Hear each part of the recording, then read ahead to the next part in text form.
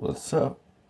Let's talk 50 Cent versus Lil Wayne. How this all came to be. Okay? This is what happened. When 50 Cent was making his run, Lil Wayne was making his appearances through mixtapes.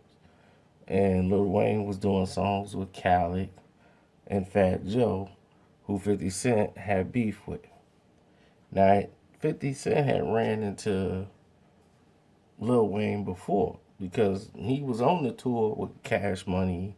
He was on the tour with No Limit. No Limit. Master P was the first person to put 50 Cent really on the tour.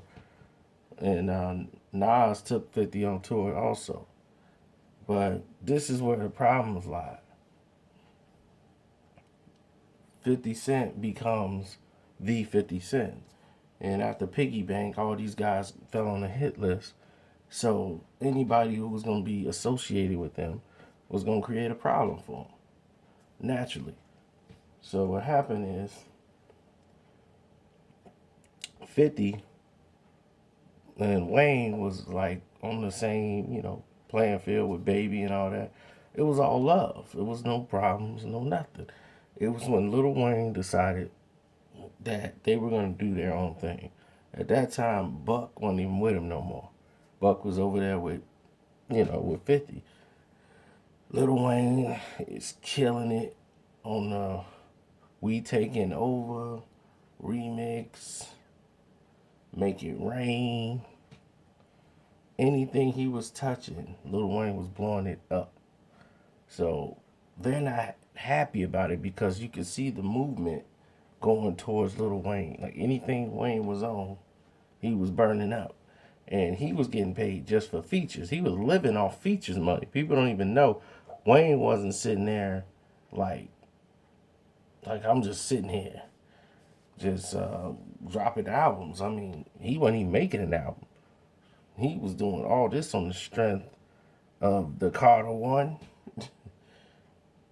and appearances.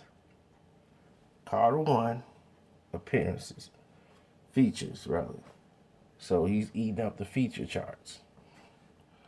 And then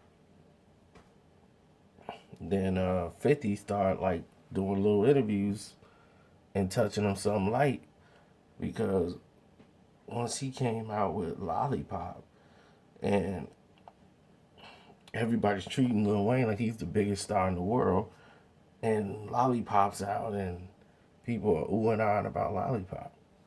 And he was like, Lollipop? He was like, look, man, 50 just trying to make it sound sensible to people. They understand it. Wayne is yet to stand on his own to make something that's relevant, that's going to transcend. And I understood what he said. He makes hot songs, but the content is just like him just spitting words free, like it's freestyling. The song has no direction. There's nothing you can link to and go play. Like right now, you could play In the Club. You could play Candy Shop. Now, 10 years later, you could still play those songs and they still relevant. Hate It or Love It, and all those songs, they relevant. You can still listen to them. Nobody goes back and listen to old Wayne. Nobody hardly even know Wayne songs. Seriously, they just don't. And all the rest of his ill stuff and dope stuff was based mostly on other people's features. Now, Little Wayne is talented. I can't take that away from him. He's beyond talented. Now, his main problem is the fact that he don't know how to make a structured song. Lil Wayne is, I got Easter peach. I just came from the beach. No, not from the beach. The beach where they had sand. And I'm sipping syrup standing over here with my man. But not my man. No homo. Only slow mo. I do dope though. Wheezy, babe. No. So when they did that craziness and everybody was caught into that fad, and they was, oh, he still is alive. So all those followers didn't realize he had a lot of writers to get him to that point. So when he got a lot of writers to bring him up to that level, it led to a whole domino effect. Everybody started following in line trying to be like Lil Wayne. Now you seeing all these rappers with cups and braids and dreads, all looking like predators, standing on the corner trying to rap like Wayne. It just happened. So he took over. So 50 had to come after that. So after he did the interviews and, you know, throwing him out there and taking little jabs at him, it's like calling him a junkie. And it was enough poking to where Lil Wayne got in there on the Drought 3 and started talking about he pouring syrup in your vitamin water and you're dying ugly. That's all 50 needed. It was okay. Play this on the radio came out. And then you talking about Lil Wayne being a junkie again. Talking about some, okay, Wayne, don't get on the list. You're gonna be a missing person.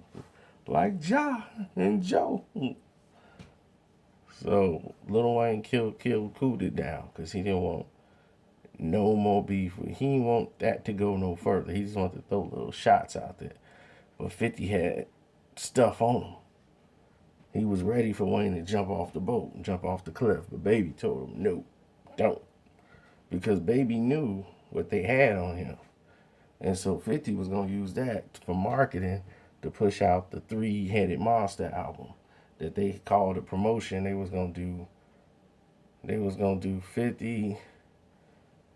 50 was coming out, Eminem was coming out, and Dre, the Three-Headed Monsters. So they was gonna put all three of them out, and Baby didn't want none of that press. He's like, I can kill everything. We don't want. We making too much money here. We didn't rebuild Cash Money. We finna get this money, Wayne. Forget that. We ain't got time for that beat stuff with him. Let's just keep focused on what we doing. So 50 go to plan B. Let's bring in young Buck. And that's how Buck and Wayne things started. Because Buck was unhappy with G Unit. And that's what we'll pick up from next. But that concluded the beef with 50 and Wayne. Because after that, it was done. 50 was like, okay, he ain't finna jump off no cliff. It's done. But I gotta use it now. I gotta pivot him over to Young Buck. Because Buck was with him before he came over there. So he knew he had ammunition. And you'll find out exactly what it is all about.